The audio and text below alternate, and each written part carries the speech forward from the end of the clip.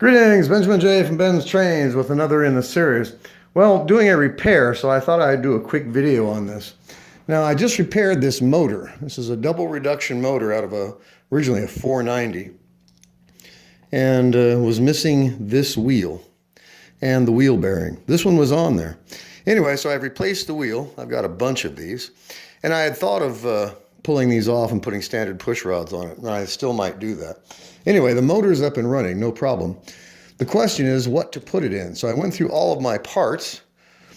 Here's a 400 shell, and as you see, this is actually for the micro motor, not the full-size motor. The problem with it, like a lot of these things that I buy, it's missing the floor plate completely. And the floor plate, of course, is the rear mounting plate for the motor.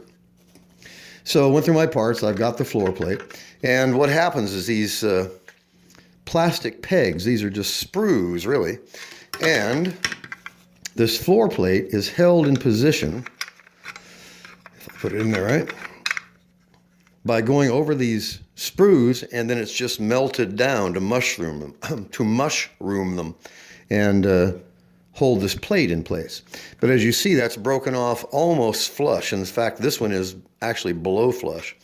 So when you encounter these, a couple of drops of 5-minute epoxy right there, slide this into position, snap it down, let it set for, half an hour or so, and it's repaired, up and running. The problem with this one, of course, is it's also missing the tab and slot. And I don't have one, so I made one out of a hacksaw blade. And if you have to make one of these things, all you have to do is take a hacksaw blade, heat it red hot with a torch, and that destroys the temper, and it winds up as mild steel. And then you just grind the teeth off that side, grind this side to match, and then bend it, and you have a tab and slot. In this case, basically just a drawbar, because there is no slot. So I'm going to put this together first, and then I will proceed with repairing this and getting it put back together again. So I just figured I would do a quick video on this. So it's really simple. Like I said, it just snaps into position, put a couple of drops of 5-minute epoxy where the pegs used to be, let it set, and it's repaired. You can also put a bit of epoxy on these two flanges sticking out. So anyway, going to mount this new drawbar with a paper joiner. Now I've cut this off really short, as you see, and you can just pop this through the hole where the rivet used to go, push it down nice and flush, and that puts the two sides together, and spread them out a little bit. Put on the drawbar, put on a washer, and then pushing up from the bottom with your finger, then you just fold this tab over on that side, fold this tab over on that side, and you have an instant repair. And you can just put a drop of epoxy on this. It'll never come back off again. It's really simple to do this. And once these things are on there, they're never going to come off. I mean, as you see, that is never going to pull off of there. It works really well. So, almost ready to accept the motor. So as you see, it's going to work absolutely perfectly. And then you can make small adjustments by bending it once you get it all put together.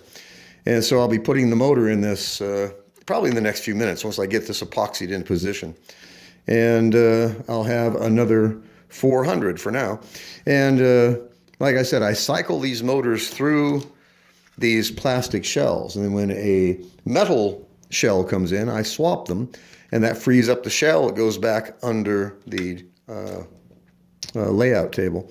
But in this case, this one was really damaged.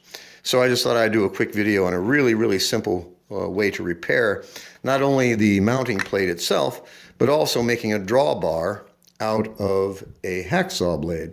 It's really simple, and as you see, that's going to work absolutely perfectly.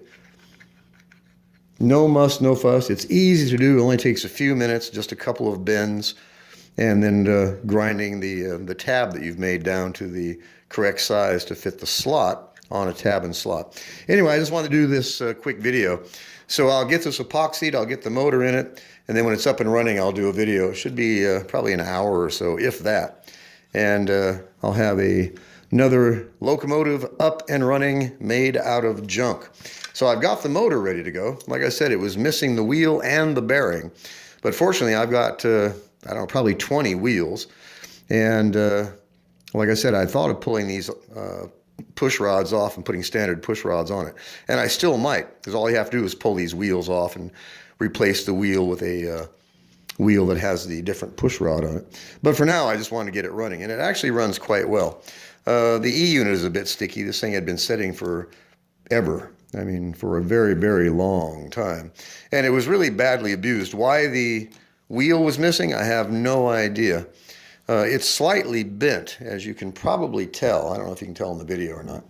And very likely somebody pried this thing up for some reason. And in many times when you pry it up, it'll just go flying off the axle and the bearing goes with it. And once you've lost the bearing, that's it. This motor is never going to run again until you put a new bearing in it. Fortunately, I've got, I don't know, probably a dozen wheel bearings. That's no problem at all. So anyway, I just pressed this wheel on. And like I said, I might change both of them and put standard push rods on it, but I just want to get it up and running. And it's going in this 400 shell. And like I said, as you can see, this was originally set up for the micro motor, but it was missing the rear plate completely. This is all I had, came in a box of parts. And these things come in really handy just for doing stuff just like this. And it's a really simple repair. 2 drops of 5-minute epoxy where the studs used to be, and you can put a drop on either side of this flange, slide it into position, let it set, and it's repaired. A really, really simple repair. And it'll look nice. As you can see, I don't think anybody would object to that.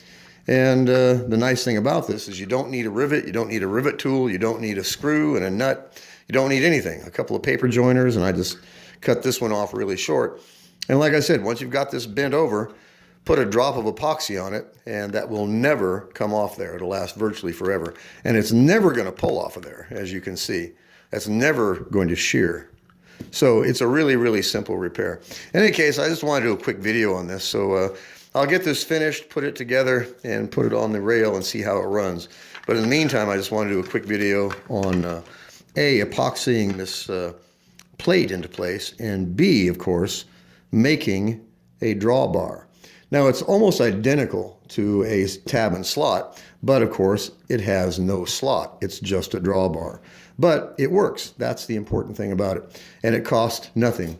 Just made out of an old hacksaw blade. So if you have any old hacksaw blades, hang on to them. They come in really handy for doing stuff just like this. It's not perfect, but it will get a locomotive that's missing its drawbar up and running in just a matter of minutes. So it only takes a few minutes to make this. It's only a couple of bends, as you see. And you can do it with a file as far as making the tab. In this case, I just did it on a small grinder. Really simple. Only takes a minute. And then mount it with a paper joiner and a washer. Fold it down nice and tight. Put a drop of epoxy on the center. That will never, ever come out of there. So I just want to do a video. I'll get this thing put together. I'll do a follow-up on it. So I just want to do a video on the drawbar and, of course, putting this plate into position.